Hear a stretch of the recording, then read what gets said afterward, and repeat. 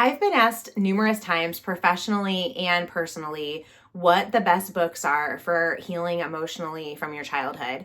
And I'd have to say, number one, 100%.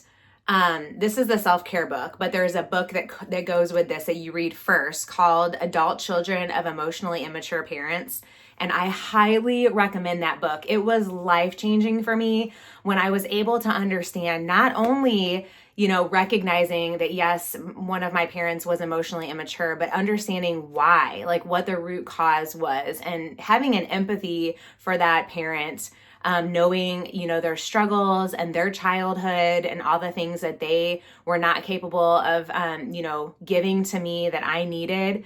The book outlines the 4 types of emotionally immature parents, and it gives you a little test in there to take to identify which one your parent might be. And then this is the follow-up workbook. It's the self-care book. And in this book, you go through, tips to be able to deal with what you were neglected on and what you didn't have as a child. Some of us may have felt like we were never good enough, or some of us may have felt like, our parents weren't there for us whenever we had, major needs that we needed to share with somebody, or maybe we felt like we had to be the parent and we parented we parented our parents instead of them parenting us. And so this workbook really identifies and lists every single situation and then how to navigate your own life as an adult, because it's very easy. This book really pointed out to me how easy it is to fall into traps in your own parenting. Once you have kids, you want to break these cycles and you want to start,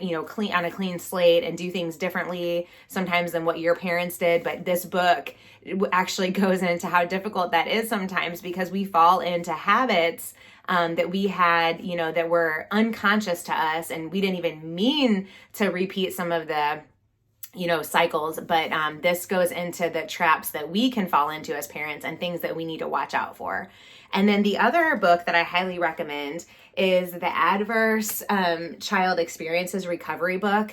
Adverse Childhood Experiences is also known as ACEs. ACE is the acronym.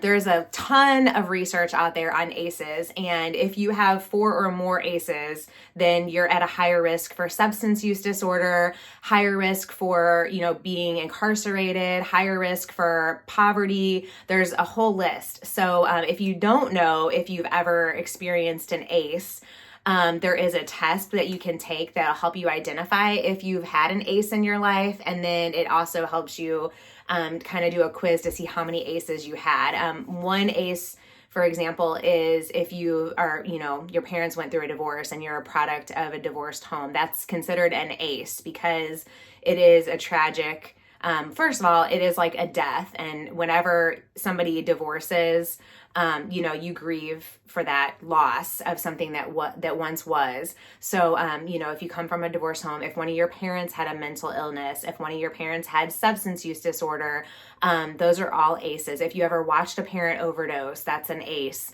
And so this book actually will help you identify if you had ACEs, tell you, what to do to overcome.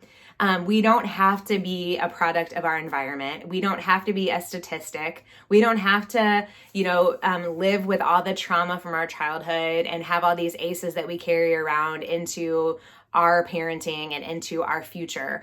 So this one right here will tell you if you experienced a toxic stress as a child, the book will break through the traumatic stress and resilient opportunities, and it'll tell you things that you can do to work through the ACEs that you went through. So together, these 2 books are the ones that I highly recommend that will get things going and get your mind, really thinking back on your childhood. And the one thing about healing, when you're trying to work through all this stuff and things that happen to you, is that it's very uncomfortable, and you do have to kind of rip the bandage off and start rethinking and reliving some of the things that you went through.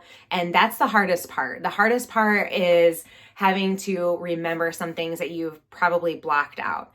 And, that's why a lot of people end up using substances, because they don't want to have to deal with the pain of anything that they've gone through. So it's easier to drink or use substances or use food or have some kind of addictive behavior towards something to just not have to deal with anything. But I'm going to tell you, if you want to flourish, you've got to pull the Band-Aid off and start looking at what happened, what you've gone through, and being able to not only, realize the truth of maybe what happened, but also hit it head on so that you're ready to, heal and move on from all of this. And obviously, I'm always going to recommend therapy. I think that everybody in the world, no matter what you've been through, in your childhood, I think everybody can benefit from therapy. But if you're opposed to therapy, or if you have a bad taste in your mouth about therapy, then, there's other resources out there. There's support groups online. There's support groups in person. There's communities of people that want to wrap around you and support you in your journey and your healing. And not only are there workbooks and podcasts, but we live in a day and age that is full of resources out there. So if you don't want to do therapy, then there's so many other things you can do to help you work through some of this and navigate the emotions that come along with this kind of work.